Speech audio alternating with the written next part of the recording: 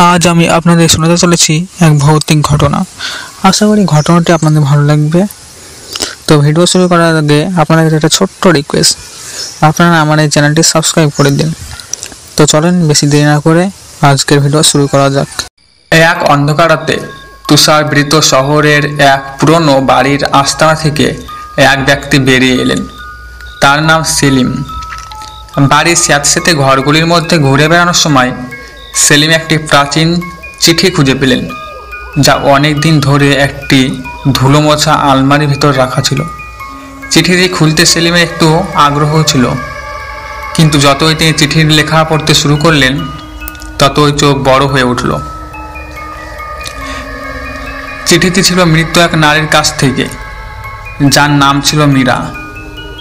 চিঠির মধ্যে লেখা ছিল, প্রিয় কোনো ব্যক্তির কাছে এই চিঠি পৌঁছে গেছে। আমি মীরা, এই বাড়ির বাসিন্দা। আমি দীর্ঘ সময় ধরে এখানে আটকা পড়ে আছি এবং মুক্তির জন্য অপেক্ষা করছি। তুমি যদি আমাকে মুক্তি দিতে চাও তাহলে এই তিনটি কাজ সম্পন্ন করো। প্রথমত, আমাকে বিনীতভাবে স্মরণ করো। দ্বিতীয়ত, আমার পুরনো ছবি খুঁজে বের করে সেটি সমাধি স্থলে রাখো।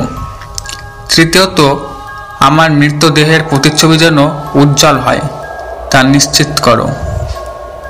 সেলিম প্রথমেই এই চিঠির গুরুত্ব বুঝতে পারলেন না, কিন্তু একটু ভেবেচিন্তে তিনি সিদ্ধান্ত নিলেন চিঠির নির্দেশ অনুসরণ করবেন। তিনি প্রথমত কাজ শুরু করলেন, মীরার স্মৃতির প্রতি শ্রদ্ধা জানালেন। দ্বিতীয় কাজ হিসাবে বাড়ির পুরনো আলমারিতে থাকা পুরনো ছবিগুলির মধ্যে একটি ছবিতে মীরার মুখ দেখতে পেলেন। ছবিটি ময়লা ও ক্ষয়ে যাওয়া ছিল, কিন্তু মীরা নিজেই তাকে দেখানোর জন্য অদ্ভুতভাবে উপস্থিত হচ্ছিলেন। ছবিটি পরিষ্কার করার পর সেলিমের মনে হঠাৎ এক অদ্ভুত শীতলতা অনুভূতি হতে লাগলো। মীরার আত্মার উপস্থিতি বাড়তে শুরু করেছিল। মাঝে মধ্যে অন্ধকারে শিহরণময় কণ্ঠস্বর শোনা যাচ্ছিল এবং আসবাবপত্র নিজের অজান্তে স্থান পরিবর্তন করতে লাগলো। আতঙ্কিত সেলিম মনে করলেন সে হয়তো ভুল পথে চলছে। তবুও শেষ নির্দেশটি সম্পূর্ণ করার জন্য তিনি আরও গভীরভাবে অনুসন্ধান শুরু করলেন। অবশেষে সেলিম একটি পুরনো কবরস্থানের সন্ধান পেলেন, যেখানে মীরার মৃতদেহ ছিল। তিনি যথাযথ প্রণাম জানিয়ে মীরার ছবিটি সেখানে রাখলেন। পরদিন সকালে সেলিম দেখে যে বাড়ির পরিবেশ শান্ত হয়ে এসেছে এবং ভূতের উপস্থিতি অনুপস্থিত। মীরার আত্মার মুক্তি সম্ভব হয়েছে এবং বাড়ির অস্বস্তিকর পরিস্থিতি শেষ হয়েছে।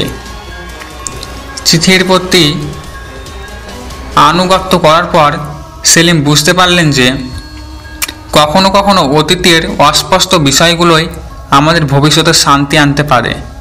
মীরা এখানে শান্তিতে বিশ্রাম নিচ্ছেন এবং সেলিম একটি নতুন সূর্যোদয়ের অপেক্ষায় ছিলেন, যেখানে ভূতের কোনো ছায়া থাকবে না। তো এই ছিল আজকের গল্প। দেখা হচ্ছে খুব তাড়াতাড়ি নতুন এক গল্পের সঙ্গে।